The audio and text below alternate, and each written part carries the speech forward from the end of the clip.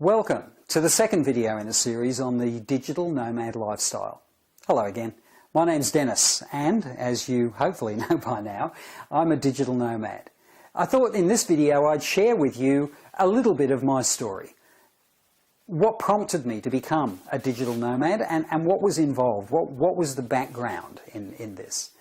Well, my background, purely and simply, has largely been focused on sales and marketing roles. I have worked in sales and marketing roles for pretty much all of my working life. I've worked in industries such as electronics retailing, such as publishing, tourism and hospitality, and information technology, or IT.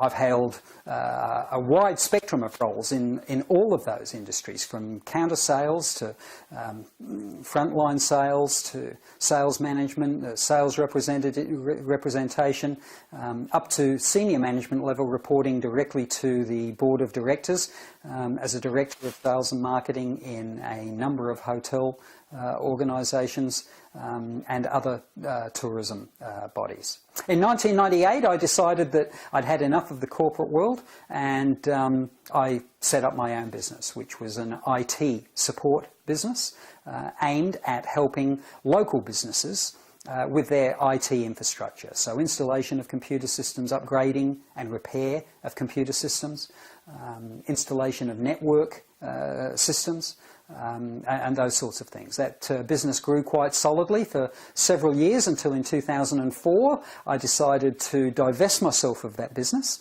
and I had been operating in conjunction with the IT support business, an online marketing support business. So I started helping local businesses with their digital marketing, with their web design, with their search engine optimization, with social media as it started to grow and develop, email marketing and the like.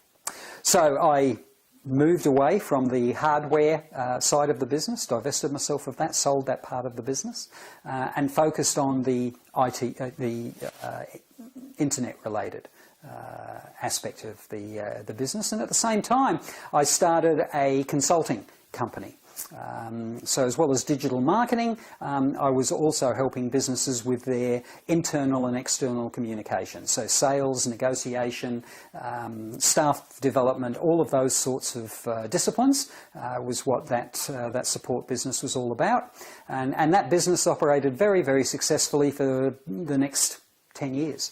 In 2012, my wife and I were presented with some choices to make. And the reason for that was that her daughter, my stepdaughter, and both of us have been married previously. I have two children from my first marriage who are both grown, and my wife's daughter at the time was around about 13 years old, so she was in high school. But obviously was coming to a point where she was going to be finishing high school in a few years. And my wife and I thought, well, here's an opportunity for us to reconsider what we wanted to do once Jasmine had finished high school. So we sat down as a family and spoke about that, and Jasmine had made it clear that she wanted to go on to university, and that would be in Brisbane, in Queensland, Australia. We were at the time living in Noosa on the Sunshine Coast in Queensland. And so my wife and I said, well, okay, if Jasmine is going to be finishing high school, that means that we don't necessarily have to stay where we are here at that point in time. So my wife, being of German heritage, she was 4 years old when her family left Germany to move to Australia, wanted to re-establish a connection with her cultural heritage as well as with her extended family in Germany. So we set ourselves a target for 2015, this being 2012, to move to Germany. That meant I needed to realign what my business was about, because 60% of my business was in the consulting space, which meant I needed to be in the same city, or certainly in the same state or country, as my clients. So I needed to give some thought as to how I could shift my reliance away from that and move more into a pure online space, become more of a digital marketer rather than just a marketer and consultant. So I did that over the next 2 years, and in July 2015 my wife and I moved to Frankfurt in Germany, which is where we've been for the last 18 months, and we're loving it here. The climate is certainly very different to Germany, but the experiences that we are enjoying are unparalleled. Most of our friends back in Australia are very envious of the experiences that we are creating for ourselves. In the time that we've been here in Germany, we have been to France, we have been to the UK a couple of times, we've been to Denmark, we've been to Holland, we've been to Hungary, to Czechoslovakia, to Austria, to Switzerland, to Italy, we've been to Malta.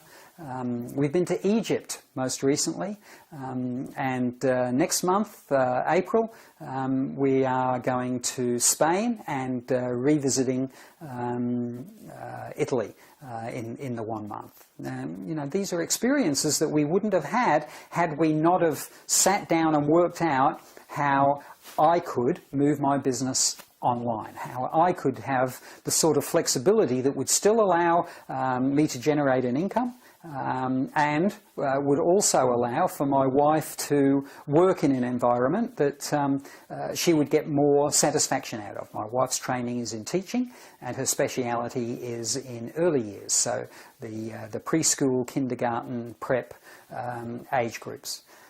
And she has got a job at a school here where, you know, she does exceptionally well and enjoys enormously.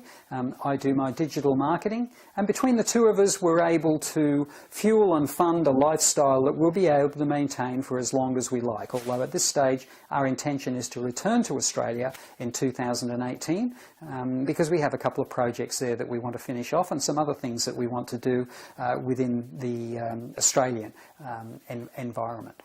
So that's a little bit of my story. And at 60 years old, well actually I'm 61 years old now, I consider myself to be a digital immigrant. I don't know everything there is to know about technology and the internet.